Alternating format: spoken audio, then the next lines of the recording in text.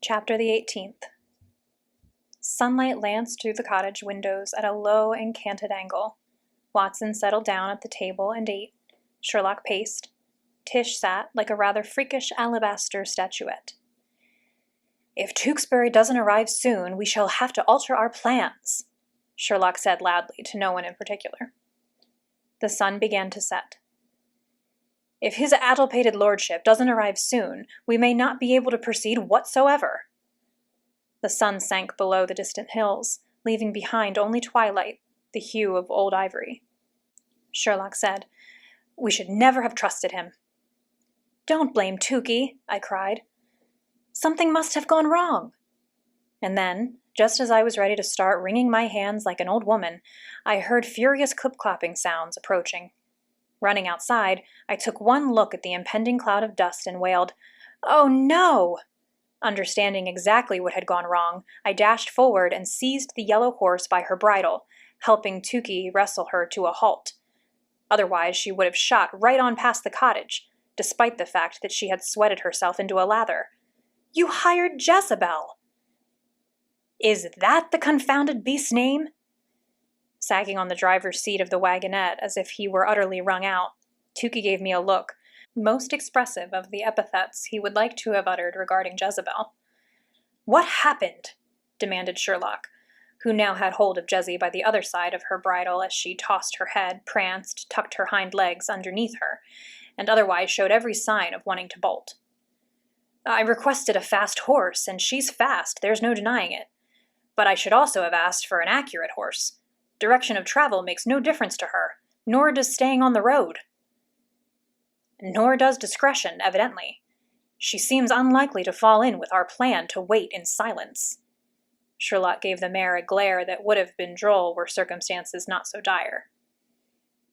"Well, at least you are here, Lord Tewkesbury, along with transportation of a sort, in regard to which we need to convene in a council of war." And so we did.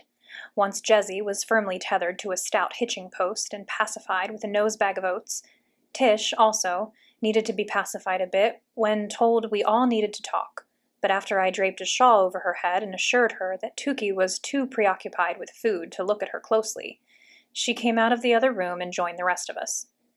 Sherlock took a professional pose, arms folded, posterior propped against the table, one leg cocked rather like that of a flamingo. Watson's very sensible plan for Miss Glover to enter Dunhenge Park stealthily, through a poacher's hole in the back fence, is, alas, impractical now that darkness has fallen, he said, as if ruminating aloud. "One needs daylight to pick one's way through rough woodlands. So we must enter by the front. But given the rambunctious proclivities of our horse, it now seems unlikely that any portion of our party can wait outside the gates without being noticed by the lodge-keeper." "Therefore we need to cosh the lodge-keeper," Watson said. "Which is risky and distasteful," Sherlock said. And then he turned suddenly to Tish. "Miss Glover, you have not eaten all day, have you? Do you feel shaky?" She nodded, but said in a barely audible voice, "It doesn't matter." "You are quite right that it doesn't matter once you have confronted our cad of an earl. But do you feel strong enough to walk across the lawn to Dunhenge Hall? Or would it be better if we were to drop you off at the door?" "Drop her off at the door?" I exclaimed. "Yes. We can hide her in the wagonette. Watson can drive. Lord Tewkesbury is dressed well enough to represent exactly what he is, an upper-class visitor. There will be no necessity to cosh the lodge-keeper if he simply lets us in. As for the element of surprise, Enola, Miss Glover, please think. In your experience of this place, is there any way for the lodge-keeper to forewarn Dunhenge Hall of visitors?" "Such as a telephone?" I joked. "Such as sending a child running ahead with a message." "Surely not at night," I objected. "During the wedding," Tish said, as if it pained her to think about her sister's wedding, "carriages simply drove in, and guests were announced at the door. But we don't want Caddy knowing how I got to his door, do we?" "No, we want him to think you have run across country barefoot from only he knows where. Therefore, I have another question. Could we drive towards Dunhenge Hall across the grass to muffle the sound of hooves and wheels?" Tish and I exchanged questioning looks, then nodded. I answered, The grounds in front of the hall are quite open. For complete stealth, could we manage without lanterns? I thought of the well-lighted portico. Perhaps. With an old soldier's fortitude and optimism, Watson said, "I think we should go find out."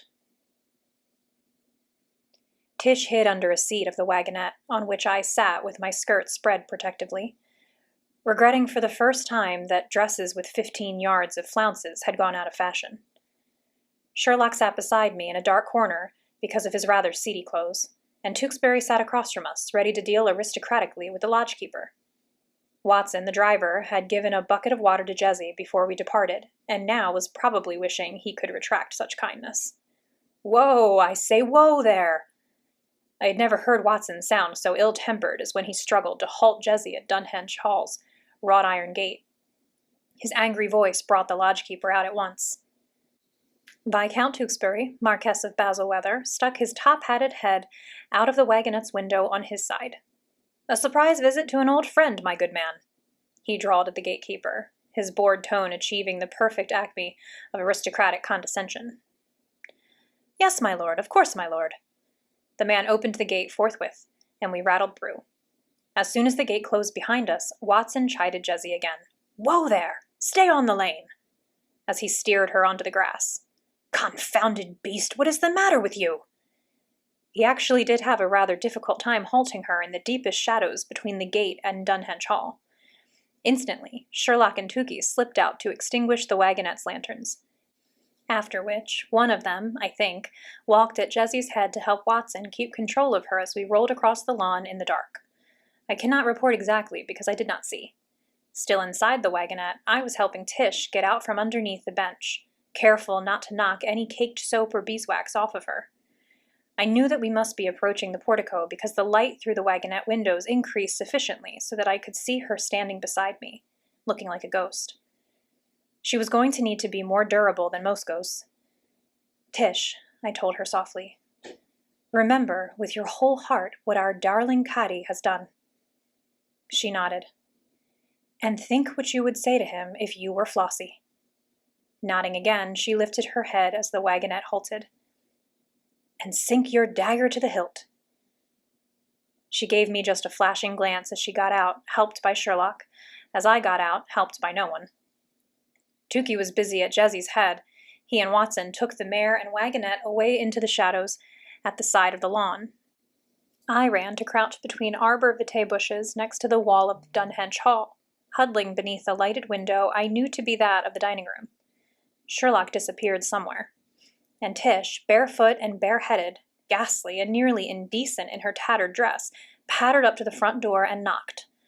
Only then did I realize that the funeral wreaths were gone already, after a very brief length of time. Tish knocked, stood waiting, then thought better of it and knocked again, loudly, and at discourteous length, also pounding the door with her other hand. The instant it finally opened, she dashed into the house, brushing past the butler, who uttered an exclamation most uncharacteristic of those who buttle.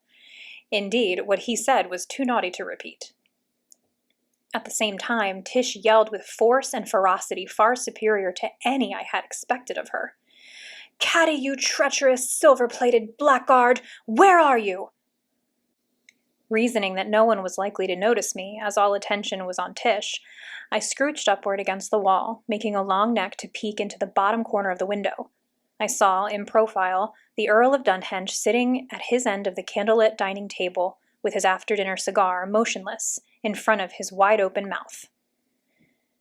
In the same moment, as the dining-room door burst open and Tish lunged in, the cigar fell, unheeded, from his fingers, for in the shadows, her shorn head looked almost like a bleached and bony skull that spoke. "You, my Judas husband!" Tish shrieked, her shockingly naked white arms flailing upwards as she hurtled towards him. "How could you do this to me?" Cady, upset in his chair, as he scrambled to get to his feet, albeit not as if a lady had just entered the room. "Brindle!" he shouted for the butler. "Summon help!" Already lights were coming on, and there was a considerable hubbub of voices sounding from the corridors of Dunhenge Hall, but Tish's wild soprano cries trumped them all. "You married me!" she screamed. "You vowed to cherish me, womanizing snake! How could you stoop so low as to send me off in a Black Barouche? Running up one side of the long dining table, she rushed at Caddy as if she would lay hands on him. Caddy dodged back behind the other side of the table, his manner most undignified in retreat, although his voice attempted a lordly tone. Flossie, please, do calm down. Remember yourself. Remember myself? The lady who used to have hair? She laughed in a way that actually gave me a chill as she climbed onto a chair, then onto the table, sending china and crystal flying as she scuttled towards her husband. Brilliant, whispered Sherlock's voice near my ear. What an actress she would have made. He positioned himself at the corner of the window opposite mine. Caddy gawked, his eyes dilated in horror and fixated on her filthy, unkempt feet as she swung them over the edge of the table towards him. He backed away from her in such disorder that he stumbled and nearly fell. Brindle! Send for the carriage! He yelled, fairly screaming. You disgust me, like something stuck to the bottom of my shoe, Tish shrilled. When I used to have shoes. His cadship turned tail and bolted out of the room. With a wordless shriek, Tish ran after him. I could no longer see her, but I could hear her yelling from the passageway. No, get your troglodyte hands off of me! Evidently, footmen were attempting to subdue her, for troglodyte would have been too kindly a designation for her to assign to Earl Cadogan. By all means, act like a madwoman, Flossie. Caddy sounded angry and brutal now that he was not facing her alone. You're going back where you belong. But where did she come from, your lordship? Asked Brindle's sepulchral voice. How did she get here? My heart froze as I thought that someone might be sent to question the lodgekeeper. But Tish flared, On my broom, in my magic slippers, can't you all see them? And Caddy exploded. Keep your filthy feet on the floor. Just get her out of here, Brindle. You're no man, let alone an earl. You're a coward, Tish cried. Muzzle her, somebody! There were sounds of a struggle. The brute, Sherlock muttered. But she has every availability to deal with him. It's time for me to be going. One moment he was there talking, whether to me or to himself, and the next moment he had disappeared into the night. Feeling not nearly as confident as he had sounded, I stayed where I was, worrying about Tish, unable to do anything to help her. Yet.